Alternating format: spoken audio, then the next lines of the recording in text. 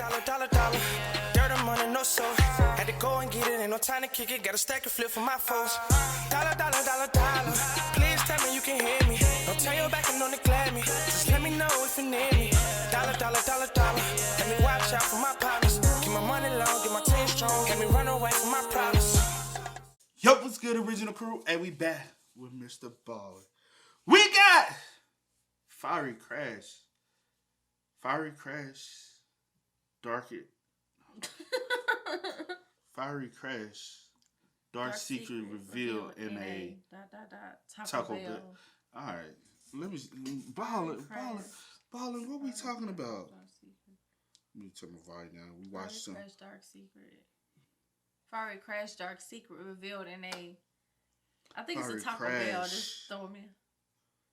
Dark Secret reveals. Or is it a play on like the fiery? Yeah. That's what I'm saying. You know, because Taco Bell has the. Because the apostrophe S gives possession to the Dark Secret. So look at me trying to go. Is that right? Well, I think that was me. No, I said to give you. Let's just get into it. That's the English class. I don't know. No, it's getting possession to the Dark Secret is now in possession of the Fiery Crash. Oh, I wasn't even talking about you. I was talking about the fiery Taco Bell because Taco Bell has. Okay. Oh, you talking about that? We ain't on that same. We wasn't on the same level. No. No. Hey, man, with that being said, man, make sure y'all check out the links in the description box. Down below. You already know where to go if you want to first support. All you have to do is check out down below. Also, if you enjoyed today's video, like it with a thumbs up. We'll highly appreciate it, man. Let's get into this debunkle. See if we can debunk something before the truth is revealed. I've been doing pretty well lately, you know. Pretty decent. Pretty well. Let's go. Hater. In the fall of 2004, an undercover police officer in Texas was standing in line inside of a fast food restaurant when he turned around to scan the room. Now, he acted like he was just kind of nonchalantly looking around, kind of people watching, the way people do when they're waiting in lines, but he really wasn't doing that. In reality, what he was doing was taking a quick glimpse of two people eating by the window inside of this restaurant that he had been following all day that day. But when he took this quick glimpse of these two people, he noticed something totally bizarre that he had not caught earlier in the day. And as soon as he saw it, the hairs on the back of his neck stood up, and almost unconsciously he reached down and put his hand on his concealed gun underneath his shirt, and then he tapped his partner, who was also undercover, right next to him, and then the two of them walked straight over to the two people. But before we get into that story, if you're a fan of the strange, dark, and mysterious delivered in story format, then you've come to the right place, because that's all we do, and we upload once a week. So, if that's of interest to you, on the next very hot day, take the like button out to a public park, and as soon as they need to use the bathroom, point them in the direction of a porta-john, and then when they go inside, immediately wrap it up in saran wrap, and then push it over. Also, please subscribe to our channel and turn on all notifications so you don't miss any of our weekly uploads. Okay, let's get into today's story.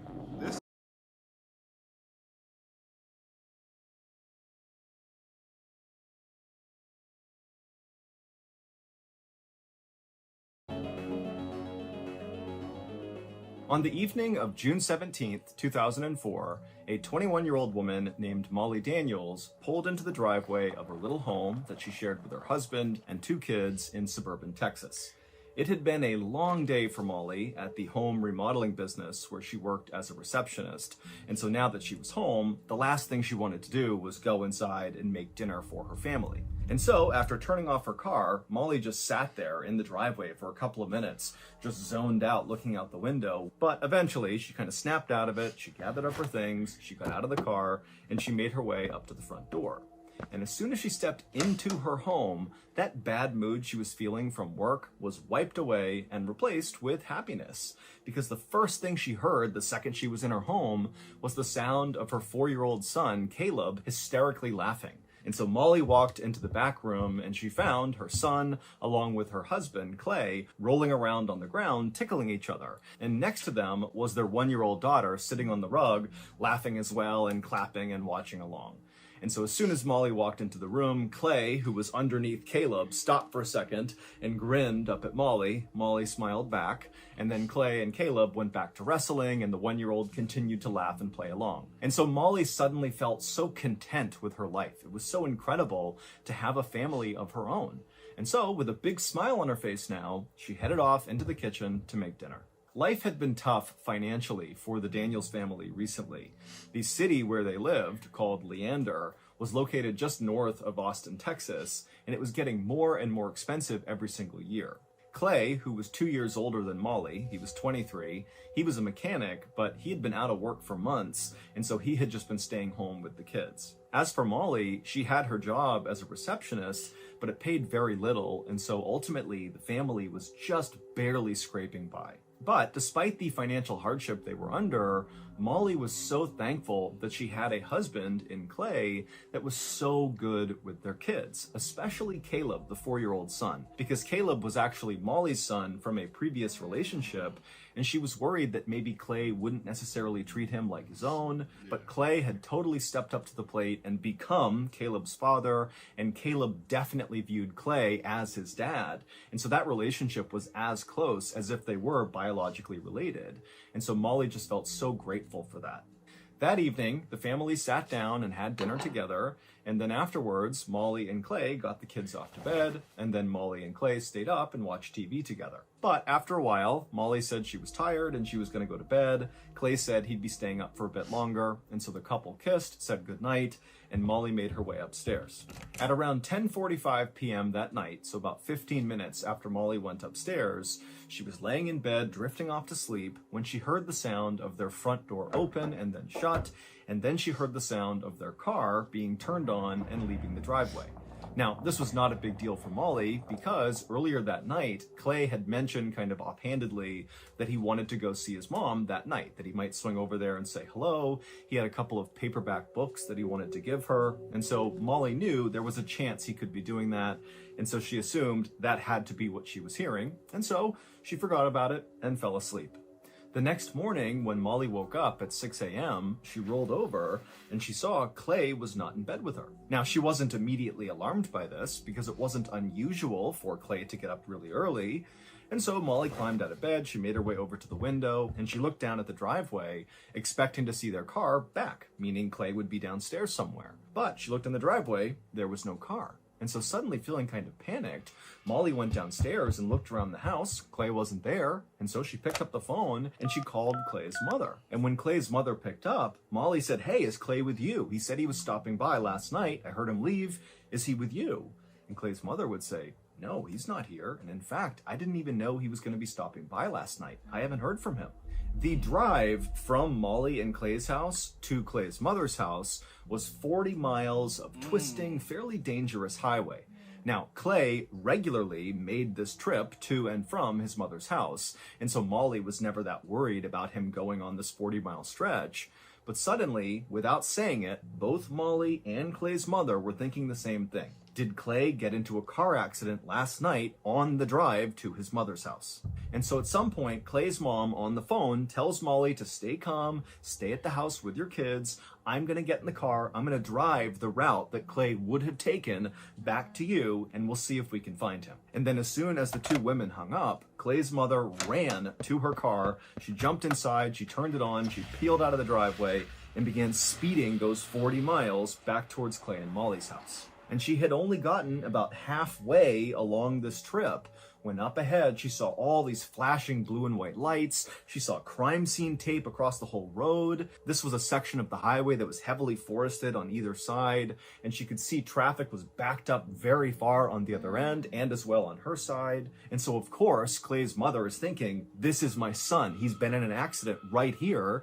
And so she pulls over to the side of the road, she throws it in park, she gets out and runs to the nearest police officer and begins frantically asking them, what's happened here, what's happened? And as she's talking to the officer, she notices behind him there's all this smoke coming up from the forest. There's a fire down in the forest.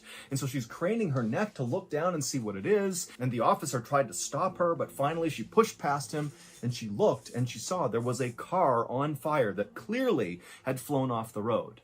And so in a total panic, she begins asking the officer, "Do you know who it is? Is it my son? Is it Clay?" The officer told her to please calm down. "We have no idea whose car this is. We're trying to figure it out. The fire department hasn't even put the fire out yet. We don't know enough to tell you anything." But at this point, Clay's mother could not wait any longer for answers. And so she turned around, she ran back to her car, she hopped in it, and she made her way around this big police barricade and sped the rest of the way to Clay and Molly's house. And that, you know, is what's so fucked up. If that is Clay, which probably 9 times out of 10 references for them. Yeah. That's fucked up, though. You know what I'm saying? Like, for you to have to, you know, discover your child, find out their way, and not even know for sure if it is, but you know sometimes. You know what I'm saying? Yeah. Like it's always crazy when the mother arrives to the scene and finds, because that's your child that you brought into this world. Yeah. And so it's like when mothers have to bury, that's one. You know, like it's hard for anyone to have to bury a family member, but especially when a parent has to bury a child, it hits different. Yeah. Around this big police barricade and sped the rest of the way to Clay and Molly's house. And there, she picked up Molly, she drove her back, and when they got there, both women are totally hysterical, but they run right up to the police tape, and they look down in the direction of where this fire had been, which now had been put out. There was just smoke coming off of this car frame that had been totally burned out. And immediately, when Molly looked down there, she recognized the car. Or I should say, she recognized the shape of the car, because the fire had totally eviscerated the car. But Molly, she was seeing the frame was about the right size, and she was seeing that strewn around this burned out car were all these paperback books that had been burned up partially in this fire. And she knew that Clay had likely been on his way to his mother's house with all these paperback books inside of the vehicle. And so she knew this had to be Clay. And at the same time that Molly is having this horrible realization, the fire department down below was able to actually get into the burned out vehicle. They opened up the door and they found right away there was a body in the driver's seat. And so between the size of the body, all the paperback books that Molly said, you know, that would be something Clay would have, along with several other personal effects that were found inside of the car, like Clay's prized Harley-Davidson pin that he always wore in his hat, it was obvious that this was Clay. When word spread about Clay's death, Molly's neighbors and friends in Leander jumped into action. People loved Molly in Leander. She was this very sweet, very kind woman who was a little bit socially awkward, but they had found, ever since she had married Clay, she had really found some more confidence and just seemed happier. And so it was totally devastating to see Clay be pulled from her life like that. And so very quickly, the community in Leander raised $1,000 and they gave it to Molly and her kids. And then also neighbors began dropping off food and stocking their fridge with groceries. And even though Molly couldn't even eat, she was so grief-stricken from the loss of Clay, she still very much appreciated the effort that people were making to comfort her. But as the community rallied around Molly and her kids to get them through this difficult time, the police were starting to ask some questions about how exactly this crash that had killed Clay actually happened. Because there were some oddities about the scene of the accident.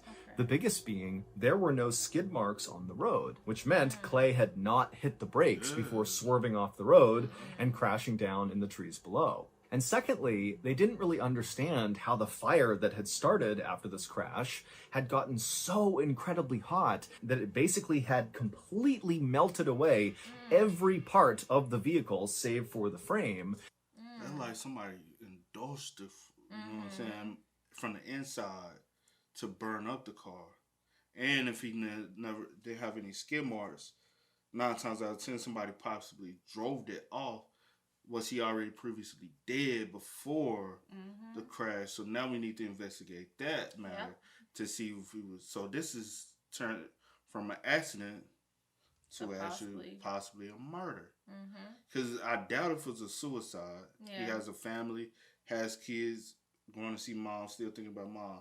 But there could have been a cover up if you wanted to do a suicide. But 9 times out of 10, it's a murder. But who's behind the murder? Who's behind is the question, completely melted away every part of the vehicle save for the frame, and also Clay's body had been totally destroyed. I mean, the authorities had seen fires after car accidents, but nothing like this. This looked very unique. And so investigators started to wonder if they were really dealing with a car. Because if you look at the car, right? When I think of a car crash that ignites fire, I think of serious damage to the front end. That car doesn't have that much serious damage from the front end for me to think of that it would be that could spark a fire. You get what I mean? Like with him like hitting something. Yeah, like normally my mom just totaled her car. Yeah. Nobody's hurt and that joint, the front is gone. That still, you know what I'm saying? Well, look at the hood. Pretty intact to you. It's probably it would have been total, but it ain't the worst I've seen a car wreck, especially to spark a flame. You get what I mean? I get what you're saying. Destroyed. I mean, the authorities had seen fires after car accidents, but nothing like this. This looked very unique. And so investigators started to wonder if they were really dealing with a car accident or if this was a murder. And on June 22nd, just 4 days after Clay was found, investigators would learn from the crime lab that their suspicions had been correct.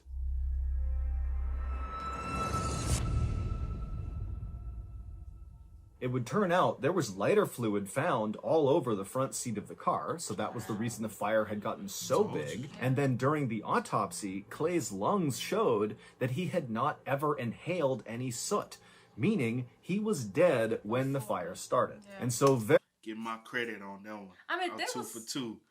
I give you credit, but that was kind of common sense. Well, everybody would have got.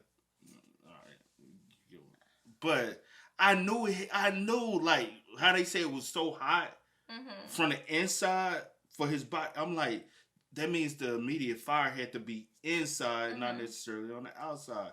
And 9 times out of 10, with no skid marks. Yeah, when he said it was no skid marks and how the fire and how hot it was or how it done the damage to the car, I was like, oh, something a little fishy. Did he possibly even try to escape the car? You wouldn't have been able to try to tell that because you would see if he would have had like defensive or like you know tried to get out, but he was never, or even head trauma for knocking his head if he was unconscious. So, but you wouldn't have that because he was already dead. Inhaled any soot, meaning he was dead when the fire started. And so very likely, Clay was murdered and the car accident was staged. And interestingly, when word started to get out in town that Clay's death seemed suspicious and that maybe he was murdered, it turned out nobody was surprised. Because even though Molly adored Clay and thought he was a great father, most other people in Leander hated him. He was known around town to be this totally short-tempered guy who would just pick fights with people out of the blue. In fact, at Clay's own funeral, his literal best friend stood up to eulogize him, and during this, he said, "I think honestly, the world is a better place without Clay." And so investigators began looking into Clay's background to see if they could find connections with people that might have a grudge or some reason to be mad at Clay who might want to do him harm. And very quickly, investigators found something. Just 10 days before Clay was found, he had pleaded guilty to sexually assaulting a 7-year-old girl. But the sentence he received was incredibly light. He was given 30 days in jail, which he had not served yet, and probation. Now, the father of the victim, the 7-year-old girl, was absolutely furious about Clay's light sentence. And in fact, just a couple of days before Clay died, the father threatened to kill Clay. So investigators quickly tracked down this father, and they brought him in for questioning. But very quickly, this father made it clear to police that yes, he hated Clay.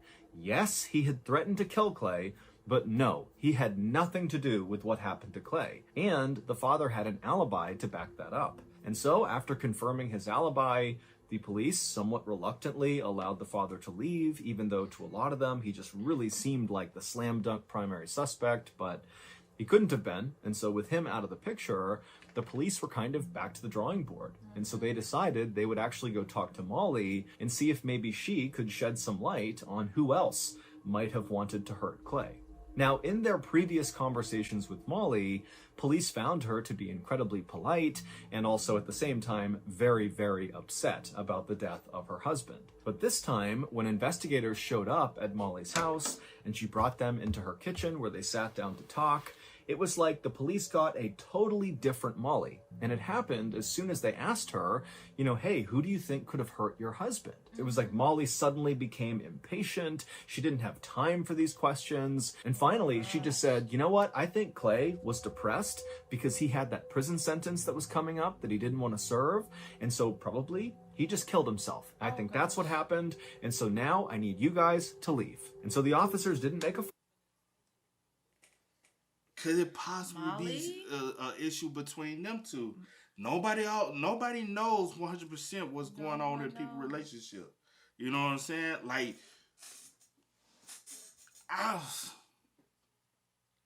that's crazy. And like I said before, so did about, she hurt somebody? Or did she do it herself? Or did she? That's a good question. Or did she go in? You never know. You don't know. Or, because, when in a situation like this, I understand you had two number one suspects in this. Mm-hmm. The number one suspect was the guy with the daughter. Yeah. But now, what they always say, you always have to look at the spouse. Yeah. You always have to look at the spouse because you don't know what internal conflict they might have. True. And nobody knows besides them two. That's it. And now you don't have a witness. You just have to... And then now your whole demeanor has changed. You know what I'm saying? You just lost your husband. Because you thought you was going to have to be able to move him. Because whatever way y'all tried to finesse the crime. Yeah. Y'all, the average person don't think, let me make sure I burn it from the outside in. And they got to still be alive so they can inhale. You're not even, for you to and how do can that you and even not think do that? about that. Yeah. Come on. I think that's what happened, and so now I need you guys to leave. And so the officers didn't make a fuss, they didn't fight Molly on this, they just got up, they left.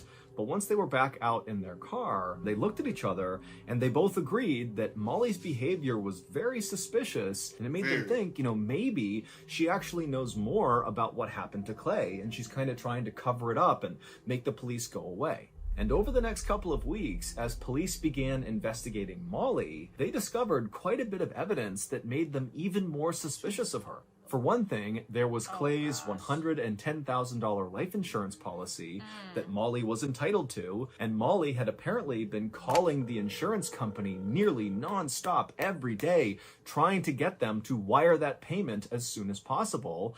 And Molly apparently was telling people in town how excited she was about getting that money. Also, police learned, after talking to Molly's neighbors, that Molly was starting to date again already, just 3 weeks after her husband has died. She's out there on the dating scene, even bringing home one of her boyfriends and having him live with her 2 kids. And according to Molly's babysitter, this new boyfriend that was coming into the house was really upsetting Caleb, the 4-year-old, who had been so close with Clay. The babysitter would say that Caleb, who normally was a very mellow child back when Clay was still alive, was now very violent and emotional, and periodically he would just stop, look up into the sky, and scream, "I love you, Daddy!" But when the babysitter brought this up to Molly and said, really, you should get your son some help here, Molly got angry and said Caleb was fine, it was none of her business, and then she slammed the door on the babysitter. But despite how suspicious Molly now seemed,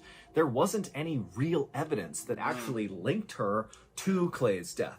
And so finally, in the fall of 2004, so several months after Clay's death, and still the police have not figured out who killed him or how he died and how he wound up in this inferno by the side of the road, they decided to kind of reinvigorate this investigation into Molly. They really wanted to find evidence that she was involved in Clay's death. And so they decided to put a surveillance team on Molly 24/7. And at first, the undercover police would report that Molly's behavior was incredibly routine. She basically did the same things every single day. She got up, she got the kids out the door, she went to work.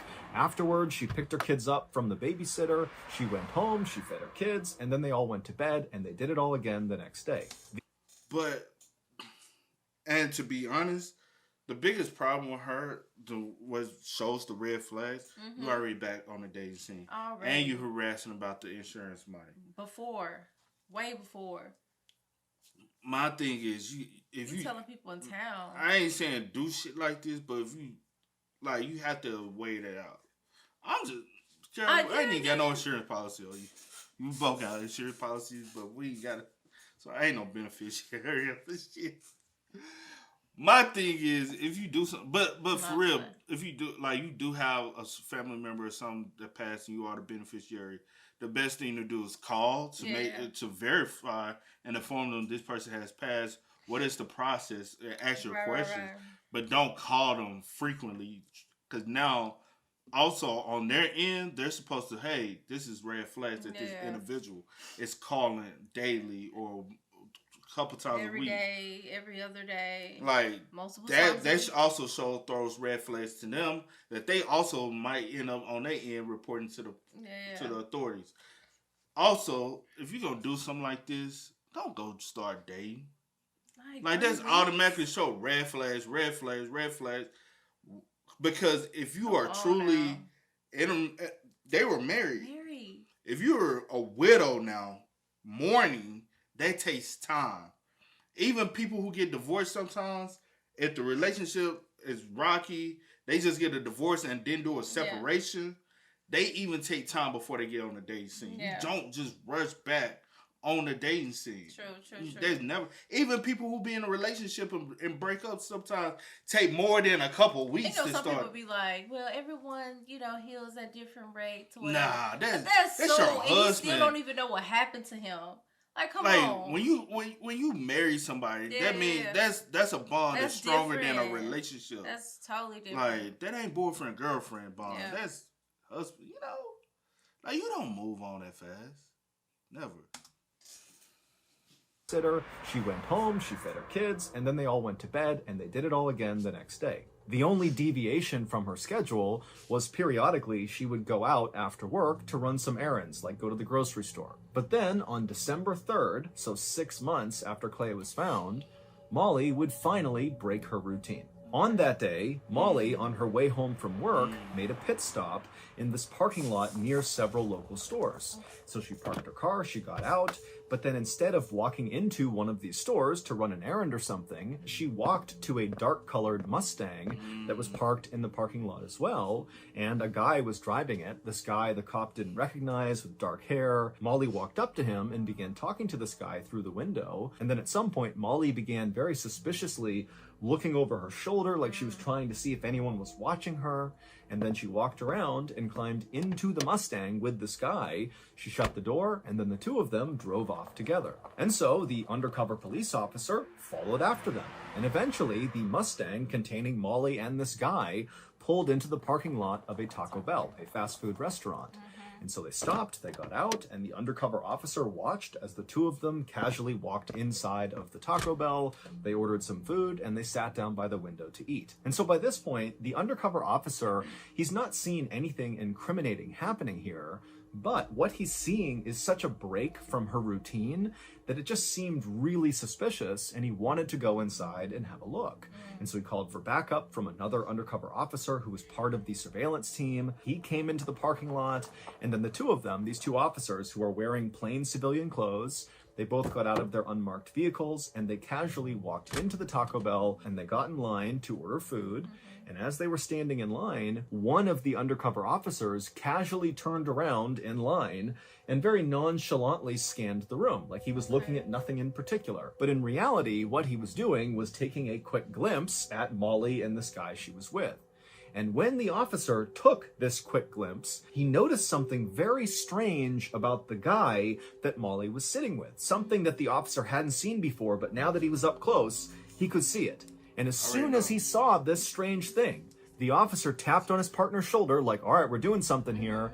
The officer reached down, put his hand on his concealed gun underneath his shirt, and then he walked across the restaurant, not even pretending to be undercover at this point. He's basically giving away that he's a cop. He strode right over to their table, and when he stopped in front of them, Molly and the guy she was with both looked up at him in surprise, and the officer just stared down at the guy. Not at Molly, just at the guy. The strange thing the officer had caught when he looked over at the guy was that he recognized him. This was someone he knew personally from being in law enforcement in the area. This guy was Clay Daniels, Molly's supposedly dead husband. Yes, they did that for the insurance money. See this shit coming. Oh my gosh, I am mind blown. Wow. And so he can dodge the jail time. What the They said this where y'all get the fuck? What body was that? What the fuck? Fucking body was that? See. So not only did y'all... He was dodging jail time and for the insurance money because they was in a financial for the insurance bond. money, yep. But now I have questions. Where did the body come from? That's crazy. I know he go... I thought it was the best friend. I thought... Because the best friend... Oh, the best friend. Yeah. Got up at the funeral and said... If the word better, was he, Did he know? Did the nigga even show up to his own funeral? Because, some people will do he that. Wouldn't. That would have been too risky. Where the fuck was he at? Or was everybody in on it? Even the mama? Probably so. That shit crazy. This guy was Clay Daniels, Molly's supposedly dead husband. He had just clearly dyed his blonde hair black. It would turn out Molly and Clay had staged his death in order to keep him from having to serve that prison sentence for the sexual assault charge, and so they could collect on the $110,000 life insurance policy. The body that was found inside of the burned out car was obviously not Clay's. It was the body of an 81-year-old woman who Clay had dug up from some isolated cemetery, thrown inside of his vehicle, and then pushed his vehicle off the road and lit on fire with lighter fluid. And so that was why there was no skid marks up on the road, because again, this was not a car accident, it was staged. And so after Clay and Molly staged Clay's death, it actually worked. People really believed that Clay had died. They were questioning how he died, but nobody really thought it wasn't Clay. And so their plan was working. But after 3 weeks of being apart, with Clay kind of hanging out by himself away from the town, Clay and Molly just couldn't stand to be apart any longer. And so Clay dyed his blonde hair black. That was the only thing he did to disguise his identity. And then he just moved back into the home with Molly and the kids. And so that was the new boyfriend that neighbors were seeing Molly with. She was not actually going out on new dates. She was just back with Clay. And Clay's stepson, Caleb, the 4-year-old, he immediately recognized that his father was back, even though he had black hair. But Molly and Clay had convinced the little boy that Clay was not really Clay. Instead, this was the new boyfriend, Jake. This is very likely why Caleb had begun acting out. He was old enough to understand that something wasn't right, but not old enough to understand that his parents were lying to him. It's unclear why Molly and Clay, who lived together shamelessly, decided to have this weird rendezvous in the parking lot inside of Clay's Mustang and then go to Taco Bell and eat together. But regardless, it was this secret meetup that ultimately led to them getting caught. Molly and Clay were both charged with insurance fraud, and they both pled guilty. Molly was sentenced to 20 years in prison, and Clay was sentenced to 30 years in prison, plus 20 more years for probation violations. Molly has since been paroled, while Clay is still in jail. Child. So that's gonna do it. And the reason why she has parole, it happens in 2004. Damn, your kids are grown now. Damn. Both kids grown now. Yeah. Oh, wow. That's crazy. Hey, y'all, again, main reason why y'all did it is because But, bro, you fun going to spend up a 30. Bro, go do that damn time, bro. But a lot of people can't do the time. Damn, you got off light. Who? Clay. I'm talking about for the sexual assault charge. Oh. He wasn't finna do no real time. Yeah, they did get. Yeah, that's like, bro, go late. Crazy. But a lot of people are cowards with that, and they're afraid to. You know what I'm saying? Yeah. And I wonder, does he do his time concurrently, or is it two different? Oh, but he probably do it concurrently. Yeah. So, but he'll still come out as a sexual. Yeah. If he on a sexual, he can't be. Can he? That's a good question. If he come out, he has to be on the sex offender list, right? Yeah. But could he still have possibly been married to if that's not his child? With the oldest child, Molly's oldest child, I don't know how that works. Now his child, he can. But with the other child, I'm not sure how that works. I'm not sure. Yeah. Yeah. That's a good question, though. I would think that, but either way, they're grown now. No, I'm saying then. I'm saying yeah, I know what you're saying. What if he went and did his time and he had got out and came back home? Would he have been able to come back home? And think about it, him going with the sexual assault case, then he was finna have to go do time. He was gonna lose whatever job he had. He was gonna lose his job if he hadn't already. Well, he wasn't working. Remember, he wasn't working. That's why he was staying home with the kids, and Molly was working. She was going to work. And she was really finna struggle. Yeah. Because now she need a babysitter. Yeah. On top of, Yeah. So they already financially struggling. Well, they had a babysitter. She was able to pay that babysitter, so. Yeah, because the life insurance. Oh, true. Life insurance after the fact. The babysitter one before. Yeah. It was after they got the money. You sure right? Child. Not that y'all dig this woman. That's crazy. Yeah. That's so messed up. Yeah. Y'all dig that woman body up. For what? You know? For what? Like, y'all disturbed her grave. She trying to rest. Then burnt her up. And you know something? You're like... If I'm part of that family, I'm hot as hell at y'all. Facts? Like, what the... But it had to be... Like he said, it was like an isolated grave. And so probably nobody even cared. It's still messed up, bro. Though, that you even think to even do that. You know what I'm saying? But you had to have a real body. Had to have a real body. So... That's... How the fuck y'all weren't able to tell whether it was a male or female during the autopsy? I guess it was, the body was so badly burned. Nah, like the genitals even? Or even the... Nah. Well, you have to understand, first of all, how long she even been deceased? I don't know how long she been deceased. Nah, but it must have been... You should... Well, it probably has because the inside was burnt.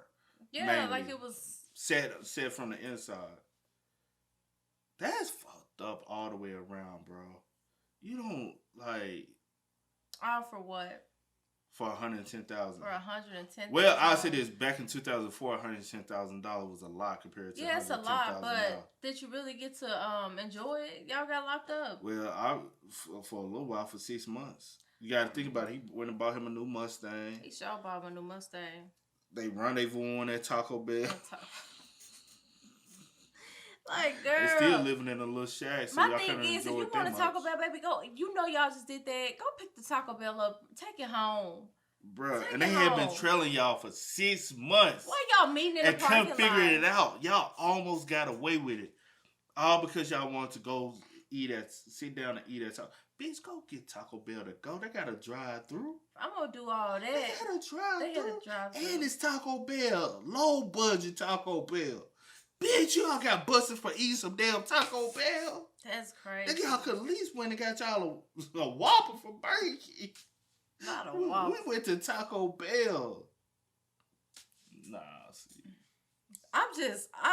I have no words. I did not see that coming. Oh, the Mexican spots down there in Texas, y'all go to Taco Bell. Of all places. Oh, that's what I'm saying.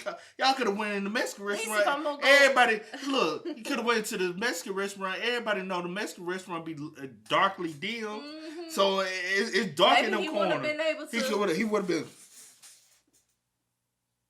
That's crazy. Bruh. That is everybody know Taco Bells be bright. Bright as hell. You ain't hiding in no Taco Bell. Like, come on. In the daytime. In the daytime. At least at the Mexican restaurant, you got a damn light. Could have put me in the booth in the back in corner. the back in the corner. And he could have sat away from the door so she would have been able to peep anybody walking around. And how the fuck you don't know you being trailed for 6 months? For 6 whole months. You ain't peeped nothing. You ain't peeped nothing. People just don't be like nah. You got They're not observant. Like, but my thing, my thing is, you know that you've done something like this. Yeah. Baby, I'm about to be on, head on a swivel. Like, what? That's crazy to me. And y'all stayed in the same town. Baby, I would have moved at least to at least a couple towns Nah, that's still too close. That is too close, but they ain't have that much. Like, y'all, but it's 2004. $110. They could have moved. $110,000 would have got you a lot. First of all, I'm not even about to think like this. I'm moving this. to Montana. Idaho. I don't even want to think like potatoes. This. Y'all should not have done it in the first place. Montana. Period. Like, that's crazy. And then you. What Chicago go to? Oh. Where Kanye go to? Where nobody around.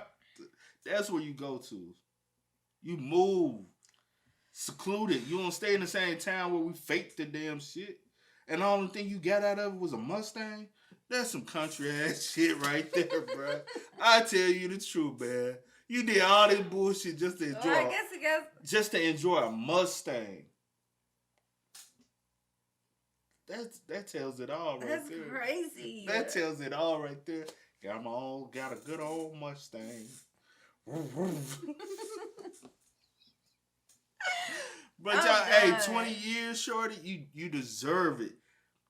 He got 20 plus 30. My G, you deserve it. You should serve that time back to back. What you said. Like, you know what I'm saying? Like, hey, you violated. You You violated for 6 months and got 20 years when you supposed to. Then they say 30 months. I ain't write that detail down, though. If that's what you remember. I think he said it was something light. It was something very light. It was something light. And I said, damn, that's all you got? That's crazy. Boy, you could have did that with... Time to go? All right. You know what I'm saying? That's sick. That's, first of all... Coward. What the hell you doing? Like, why you coward. And then why are you so comfortable for...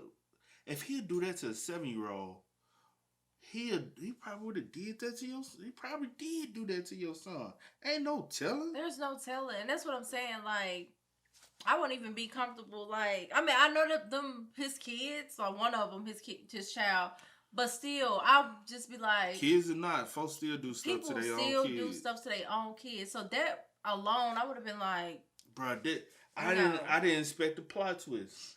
I was expecting it to be the best friend. Because the best friend got up there and said what he's...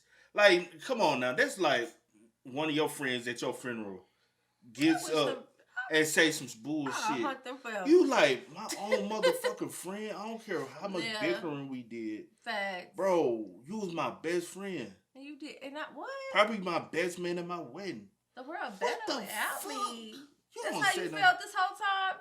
I knew that you had a little underlying Anna. Do you think possibly other people might have no? Possibly. Ain't this also a crime to fake your own death? Yeah. But he didn't get charged for that. Well, we don't know. He probably played Probably, I don't know. And then you have to go see like every. Cause that's some federal charge. shit right there, though. Yeah. Fake your own death. What's the mama possibly involved? I'm trying to figure out because I'm gonna be pissed. I ain't gonna count. Them two to get caught at Taco Bell, they ain't the smartest ones in the bunch. Them ain't the only two who was in on it. Somebody else was in on it. Them ain't the Them two to get caught at the Taco Bell the way they did. No. I'm saying it could have been just them two. Nah, somebody else. Because that was a little, and then you never like. Somebody 6 else. months. I'm gonna be like, this same car be behind me. They probably swap out. Okay. But eventually you gonna peep something. Something. You falling a little too close. You turn when I something. Yeah. And I guess I watch too much TV because I always think somebody following me. I'm always looking like, what, girl? Better go hit three left corners. If that motherfucker still behind you, hey. Baby. Yeah, that motherfucker. No, it's 3 right corners. Like 3 right. Is it 3? I thought it was left. I think it's left. It's either 3 or. Right. Either if I hit 3 corners. I don't care if I hit 3 and I see the same damn car, yeah, I don't care if it's left or right. Because reason why I say 3 right corners, we just made a circle. Your ass still behind me. Because you hit 1, then hit 2, hit 3, Well, technically, and then 4 right corners. If you still behind me, we just made a whole circle. Well, it don't matter if it's left or right, bitch. Don't be following me. What you follow me for? You stupid, man. Hey, let's wrap this up, man. Yeah, come on. Hey, man, y'all spam us up in the comments, man. Y'all let us know y'all thoughts and opinions. Please do. I did not expect the plot twist. Yeah. At the end, did not expect it at all, did man. not. That's crazy. They got what they deserve for sure. And most of the time in those situations, you have to pay back that money. Yeah. So, shit, y'all can That's afford on them. 110. Can't afford it now either. That's on them. That's crazy. But as always, man, I do go by the name DJ the Kid. This is Here, Nicole. New York. Tennessee. We are, Had to go and get it, ain't no time to kick it. Got a stack of flip for my foes. Dollar, dollar, dollar,